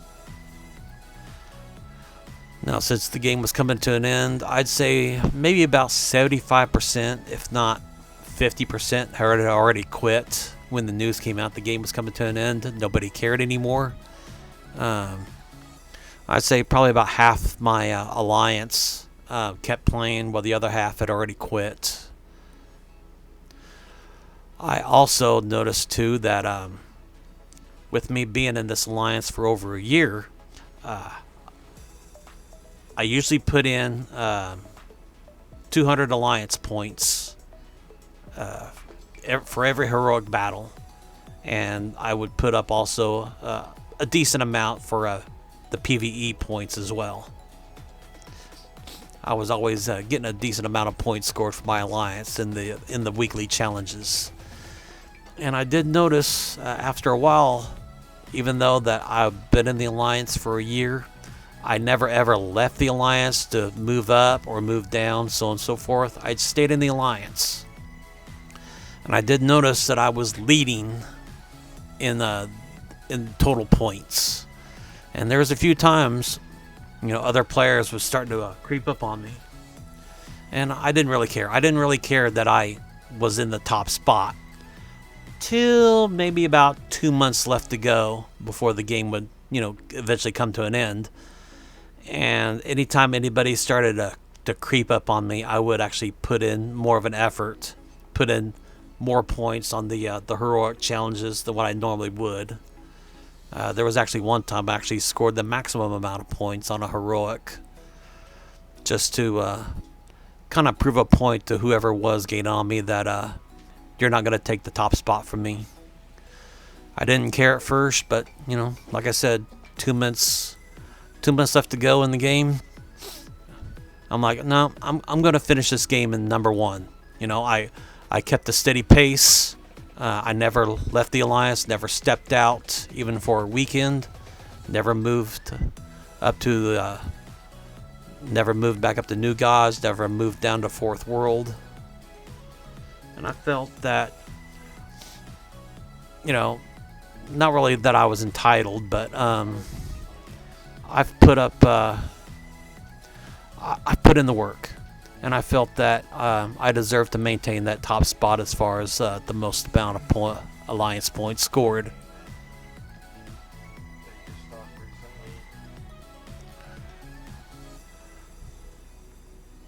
Yeah, the particular raid boss was finished up. Did not get the MVP, but did get meta agents to upgrade my characters with. Now, funny thing is, I acquired lots and lots of meta agents to upgrade my characters with.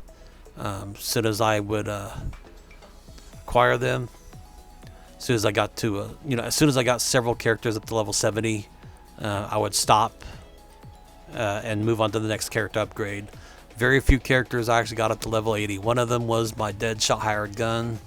I would eventually get my Flash up to level 80. I would get Darkseid up to level 80. I would get Spectre up to level 80. But as soon as I got him up to level 70, got him to gear 11, it's time to focus on which character to upgrade next. That was my mindset. And I had stacked up tons and tons of those meta agents. And when the game was coming to an end, I was using a lot of them up. And I'll tell you what, I had a lot, but it seemed like they were spending pretty fast when I started to getting some more characters leveled up to level 80. Get some other characters that had just been sitting at like level 20, get them up to level 60. Some characters that have been sitting at level 60, got up to level 70. So on and so forth. A lot of players was able to max out every single character that they had unlocked. Me, myself. Several characters, I really didn't care whether they got up to level 60. Didn't care if they got to level 70, so on and so forth. Not every single character on my roster got leveled up.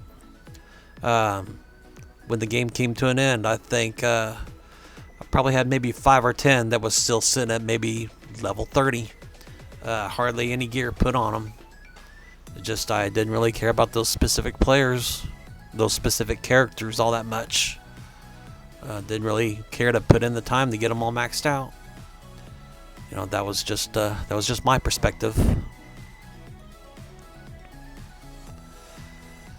But yeah, characters I miss most of all, with DC Legends being over with. I did miss playing with Larfleeze. Larfleeze was a heavily used character when he was first introduced, but after maybe a year and a half, other characters was introduced or reworked, and Larfleeze kind of got faded in obscurity when they reworked the Spectre. Spectre was just used over and over and over again. Spectre you can use for PvP, PvE, raids. Spectre was used for just about every facet of the game. I miss playing with Spectre. I like playing with Superwoman during the raids, especially when she gets all her buffs. Her Empower Strength ups just stacked up all crazy like. I miss playing with Darkseid. Of course, I miss playing with Flash. I miss playing with Reverse Flash. I miss playing with the Superman. Which Wonder Woman do I miss playing with the most? Out of the 3 Wonder Women, you had the Princess of Themyscira, you had the Champion of the Amazons, and you also had the Defender of Justice. I miss the Princess of Themyscira Wonder Woman more than anything else. Granted, I like playing with the Defender of Justice. She had that middle ability that could not miss. The animatic was pretty cool. She'd do the shield bash, wrap you up with her lasso, throw you up in the air, and slam you down. That was a pretty cool animatic. The animatic where she would whip her lasso around and knock all the evasion ups off of everybody. That was a pretty cool animatic as well. The animatic where she would slide on her knees and do her sword strike. That was pretty cool. That was reminiscent of the Wonder Woman movie, about halfway through the movie, when she was attacking the German soldiers during World War One. See, who else do I miss using? I miss Power Girl. This was a really cool outfit. This looks kind of like the DC 1 million outfit, if I remember correctly. If I got it mistaken, leave it in the comments on what outfit that really is. Let me know if I was mistaken. But it looks like the Superman 1 million outfit on the Power Girl. I like the basic outfit for the Power Girl. The legendary outfit for the Power Girl was alright, the full bodysuit. But I'm a traditionalist, I like the original Power Girl suit that was introduced in the 1970s and all through the 80s and 90s. Never really played a whole lot with Jaime Reyes Blue Beetle. The critical rate for the Blue Beetle's attacks was always pretty low. Hardly anybody really used them. The animatics look cool. Look like a cool character to use. They did have a rework there towards the end for the Blue Beetle, just in time for the movie to come out. It was pretty cool, but I never really used them a whole lot. I can't really say whether or not I miss them because, I didn't really play with them a whole lot. It took them forever to introduce the Ted Kord Blue Beetle, and it pretty much took the Blue Beetle movie to bring in the Ted Kord Blue Beetle. A lot of people have been requesting that character for years and years.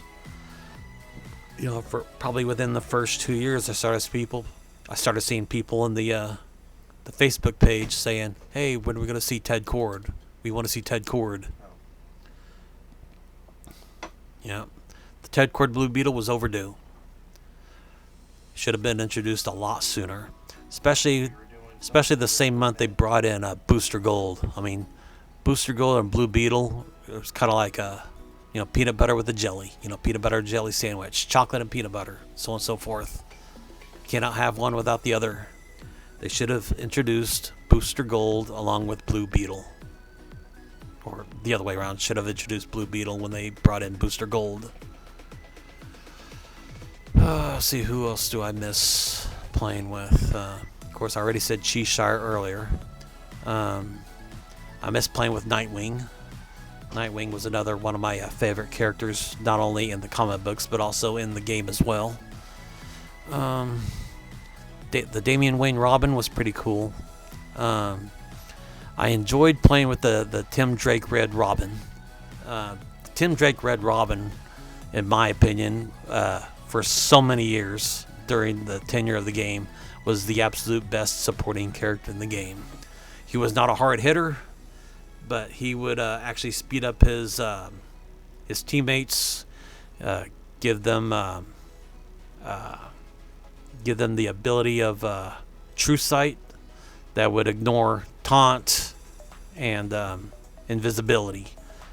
Yeah, that true sight came in handy, and I'll tell you what, that Red Robin I used at least 90-95% of my matches back in the day. You know, the game changed so much, I started using Red Robin less and less. But yeah, Red Robin was another character that I missed from the game. Let's see, who else do I miss? The Hal Jordan Green Lantern. That was pretty fun to play with. He was definitely one of those characters that even from the game's launch was still a usable character up to the day it ended.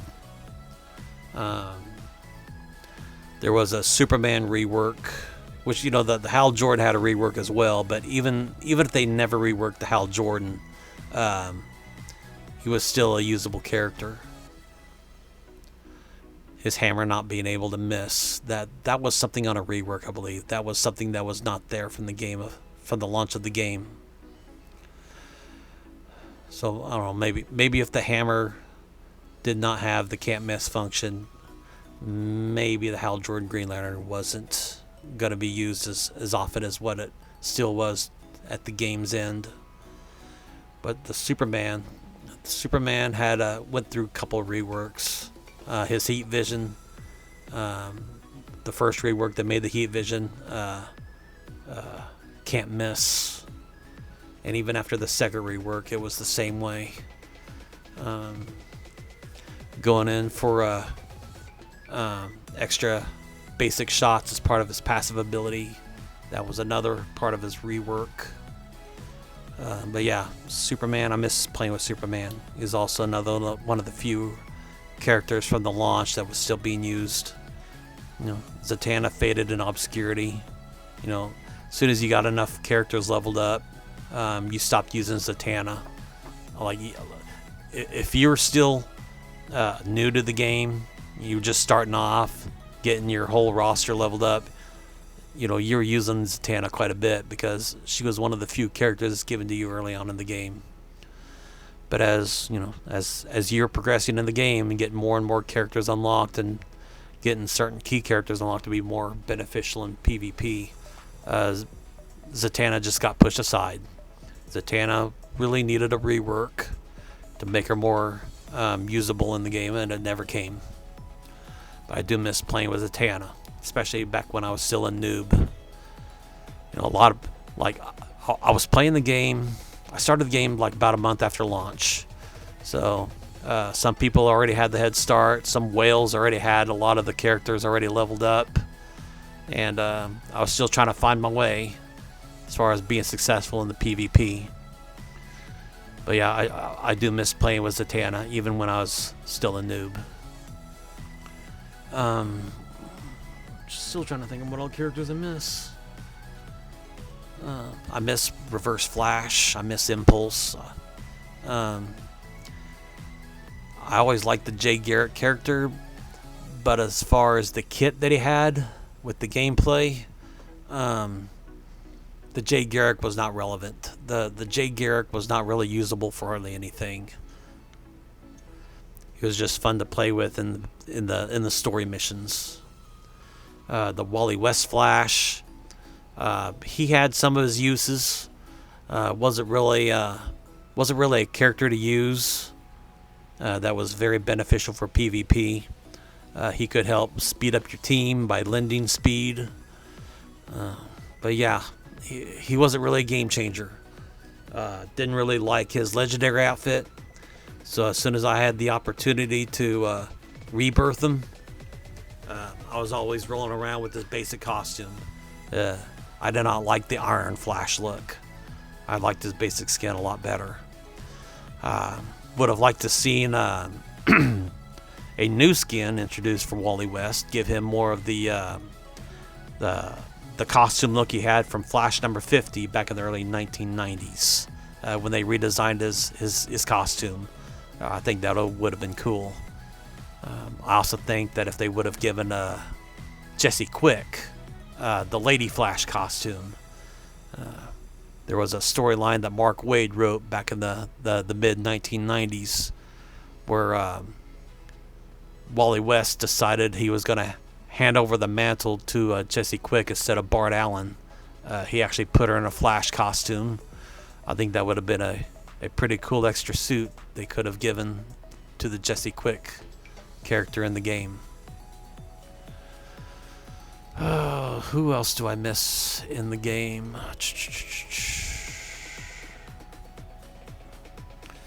I miss the Superboy. His basic attack couldn't miss. It could stun. Superboy could definitely bail you out of a lot of predicaments that you might be able to find in. As far as his health bar, it was moderate. He wasn't the type that could take a lot of damage, but he was not squishy either. He was in the mid range, but he could hit pretty hard. His basic couldn't miss, and with his AOE, you could pick out who would be stunned on the opposing team. So that was a pretty good perk to have. As far as the Teen Titans were concerned, now that the Beast Boy is on the screen right now, I really didn't like how they designed this particular Beast Boy. If they would have stuck more with like a George Perez design from the 1980s, you know, how they did the face and the costume, I think I probably would have liked the Beast Boy a lot more. The Changeling, so on and so forth. I still remember back in the 80s, people was upset they changed Beast Boy's name to the Changeling. I like the name Changeling a lot better than Beast Boy, especially since they're trying to have him grow up. You know, they're trying to have him grow up in adulthood. You can't call him a boy anymore because he's a man. Even though, you know, Superboy had grown up into adulthood, he is still called Superboy. You know, they can't call him Superman. You know, unless they come up with a cool name for the Connor Kent. You know, he's always going to be Superboy. But with Beast Boy, they gave him the name Changeling. And I like that. But, you know, certain fans was writing into DC Comics, and they would even print those letters at the end of the pages, at the end of the comics. And people was upset that they changed the name from Beast Boy to Changeling. You know, I think people should have just accepted it. I thought it was a cool name. But as far as the Teen Titans is concerned, didn't really play with Beast Boy all that much. Didn't like how he's looked. I do miss playing with Starfire. Her basic couldn't miss. She stacked up enough intelligence ups. Her AOE couldn't miss either. So yeah, I miss playing with Starfire. I liked playing with Terra till they nerfed her. You know, it wasn't a rework; they nerfed her. She was kind of like if you could not fit Hal Jordan into your lineup as far as the challenge of the team that you're trying to battle against in PvP, Terra was the next best thing. Terra could stack up could stack your team up with certain buffs, give you some agility ups, so on and so forth, help you take less damage, would give you debuff immunity, and for a while you were immune to the enrage that the Harley Quinn Mad Gesture could put on your team. Now they nerfed her. They didn't rework her, but they nerfed her to where the Harley Quinn Mad Gesture could do her passive at the start of the match and give your team enrage, and then Terra would go in and give everybody their buffs afterwards. I really, really hated it when the developers did it that way. I think they did it just so they can sell more fragments for the Harley Quinn Mad Gesture. That's kind of my viewpoint. They did it just to make Harley Quinn more powerful. The Terra was meant to be a suitable substitute if the Green Lantern Hal Jordan did not fit with the scheme of things. Another character that I miss. I remember leveling up my Scarecrow and my Batman Beyond because I had this idea, instead of using like a Batgirl team as a hit chance down team, I decided to use Scarecrow and Batman Beyond to try to stack up the can't misses. I was still trying to find the other two characters that would synergize well with them, and I never really could. I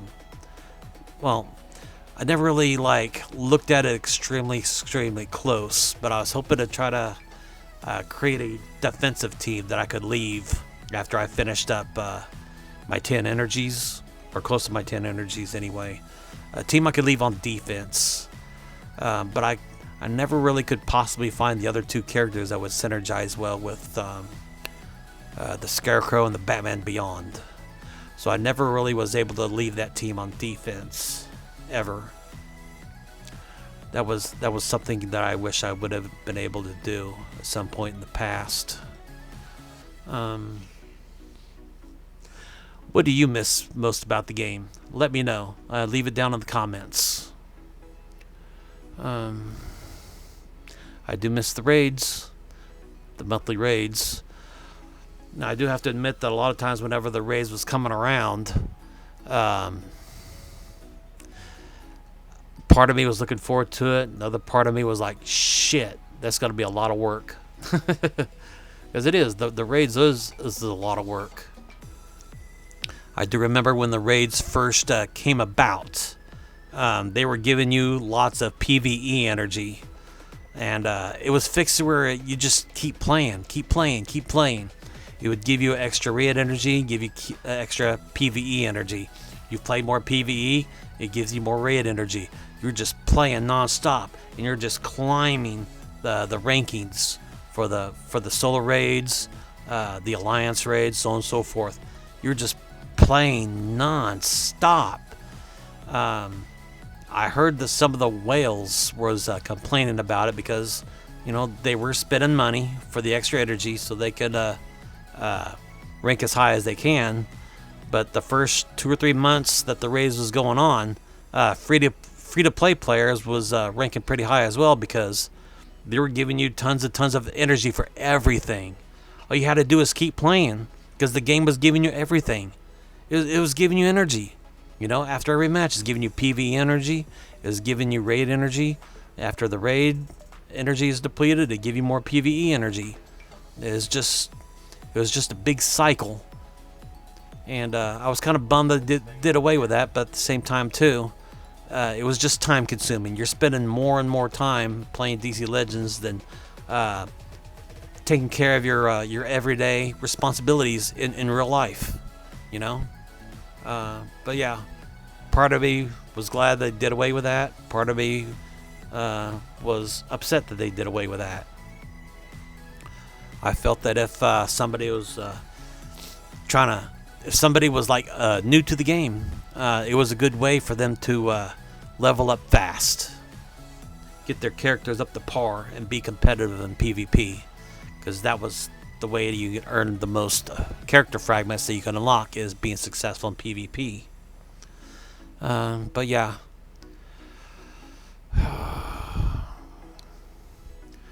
What else do I miss about the game? I miss playing against Superboy Prime in the raids. I was really hoping that this last raid would give us Superboy Prime. He looked really cool. He looked really cool. The designers, developers, they did a really good job designing Superboy Prime. I also wish they would have made him a playable character too. I think putting in Superboy Prime as a playable character could have actually kept the game going a lot longer too, instead of putting in less known characters that nobody cares about, like Miracle Molly. I know I keep dogging on Miracle Molly. I've never read Miracle Molly in any of the stories. I don't have any comic books with Miracle Molly, so I can't really talk a whole lot more trash. But there's so much other better characters to put in besides Miracle Molly and a few other handful of characters the developers put in. You know, I've said it before. I'll say it again. Even they should have just finished out the Crime Syndicate. They should have added more Legion of Superheroes. They should have added more new gods. There was more and more characters they could have done. The game would probably still be going on right now if they would have chosen different characters to add to the game. But it just got to the point where they was not making a profit anymore.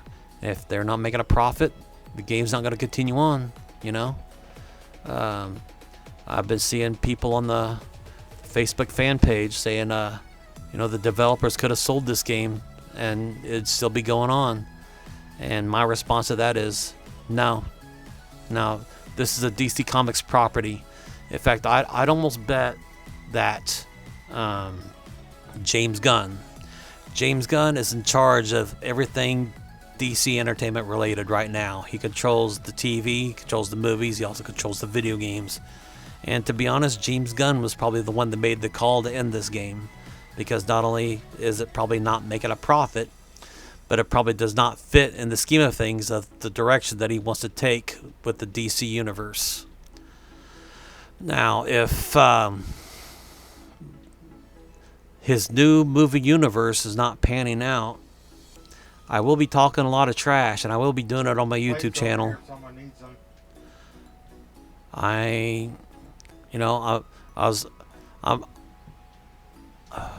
am very passionate about the DC universe. I grew up watching it. I have a preference over the DC universe over the Marvel universe. I like Marvel, don't get me wrong, but for me, DC and the Flash, they hold more of a special place in my heart, and I'm going to be more and more opinionated. A lot of people didn't like what Zack Snyder was doing. Now, there's some things Zack Snyder did in the past, that I liked. I liked Sucker Punch. I liked 300. I'm not a big Zack Snyder head. I'm not gonna be like, being a Zack Snyder super fanboy. But I wish that he would have been able to be allowed to tell the rest of his story as far as what he was wanting to do with the movie universes. I really was wanting to see a fight between Henry Cavill's Superman against Darkseid.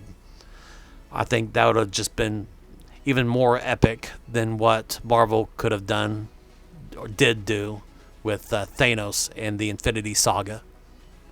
That's my opinion. I think Zack Snyder was onto something, but mostly I think with Time Warner being in the state of death that they were, and Zack Snyder just filming tons and tons and tons of footage, and about the time when they found out that he had a 4-hour movie already filmed and was just going through lots and lots of money, I think that was the deciding factor of why Zack Snyder was fired from making these DC movies. But I still think that he should have been allowed to finish out what he had planned for the Justice League series. But once James Gunn's universe gets started, his first movie is going to be Superman Legacy. And if that movie sucks, I'm definitely going to go off. And I'm probably not going to be the only one either. There's other fans that's passionate about the DC universe. We're pretty upset that the whole thing was not started a lot sooner. They let Marvel get the head start that they got back in 2008. The DC Comics was owned by Time Warner. It's been owned by Time Warner for decades and decades. And they had the opportunity to start this a lot sooner. They never did. They could have done it after the first Green Lantern movie with Ryan Reynolds. Ryan Reynolds, supposedly his career was blacklisted after Green Lantern, which I don't think Green Lantern was entirely his fault. I blame the writers of the movie more than anything else. Same writers, producers that made the Arrow and the Flash series. You don't really hear much about that. It was the same writers of the Flash and the Arrow TV series. How come they couldn't do anything with Green Lantern? You know, they couldn't do anything substantial. The Green Lantern movie didn't stink. You know, I would have done things a lot more different if I was a filmmaker, if I was a scriptwriter, so on and so forth. But the Green Lantern movie was supposed to be a launching pad for the DC universe, but since it flopped, it got put on the back burner. Man of Steel came around. Man of Steel was successful. It made a profit. So that's when they were given the green light to, expand on the DC universe. Batman v Superman was supposed to help bridge the way towards Justice League. They brought in the Suicide Squad. The Suicide Squad. I probably would not have done Suicide Squad. Granted, Joker and Harley Quinn, they have their own fan base. No, Suicide Squad, I would not have done Suicide Squad. I would have found a better way to fit Joker and Harley Quinn into something else. They should have just done a new Batman movie right then and there with Ben Affleck and thrown in Joker and Harley Quinn. Suicide Squad was a bad idea. That's my opinion. But hopefully James Gunn does Superman Legacy right. Hopefully he gets it done right, to where it's people excited all over again. People talk about superhero fatigue in Hollywood. I don't think it's superhero fatigue. I think people are just tired of stupid stories and kowtowing to woke culture. That's my opinion.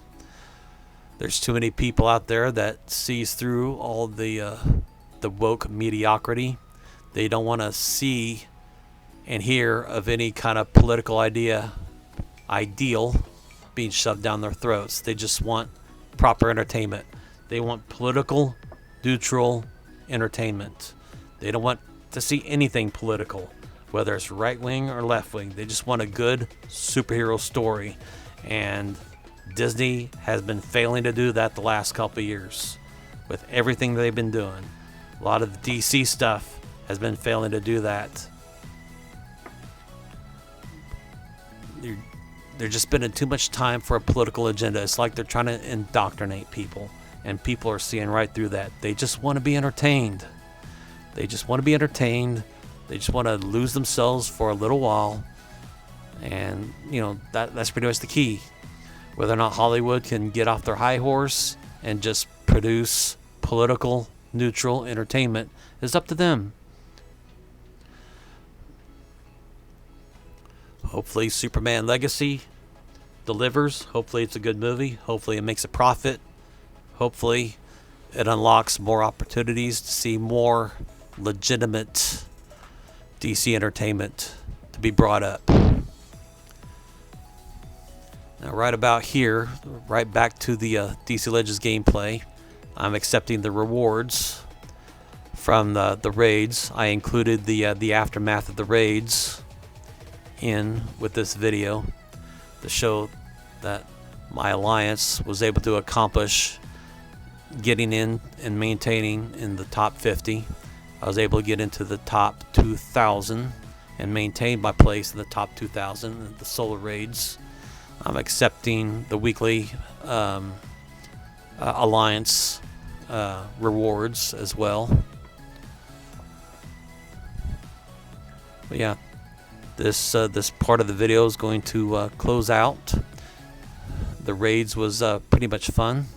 I tried to put in as much playtime as I could there towards the end, seeing as how I was not able to perform as well as what I used to. I had just started the YouTube channel. I was going about filming content for my channel, going on toy hunts, so on and so forth. I am going to miss a lot of these store offers. Very brilliantly designed, vibrantly, so on and so forth. Especially a lot of these extra skins. I'm going to miss a lot of these extra skins. Got a lot more DC Legends content recorded, like I said earlier. It's just going to be a matter of time before I get some more stuff uploaded. If you enjoyed this video, shoot me a like, comment on the video, let me know how you feel. Let me know if you missed DC Legends. Let me know if you like this video. If you hated it, let me know that as well. Subscribe, ring the bell for notifications. Let me know what you're looking forward to the most as far as DC Comics content. Do you read any of the comic books? Have you heard any rumors, leaks coming out as far as what James Gunn has planned for his movie universes? Let me know what all games you've started playing since DC Legends closed up. Are you playing Marvel Ultimate Alliance? Are you playing Transformers Earth Wars? Let me know in the comments. I did hear that there's another DC Comics related video game that was being tested out in Europe. I forgot what the name of it is, but it looks pretty similar to the original Xbox's Justice League Heroes.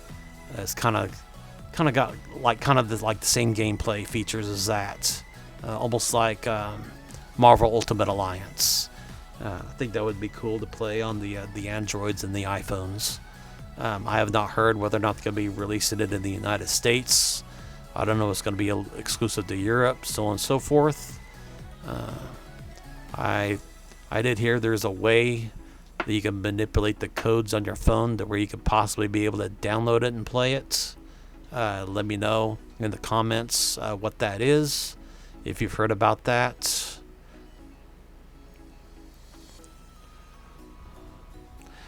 Let me know if you're also a toy hunter, what all you collect. Let me know what kind of comics that you read. Are you reading the new Justice League versus Godzilla versus Kong? So far, I've already gotten the first 2 issues on that.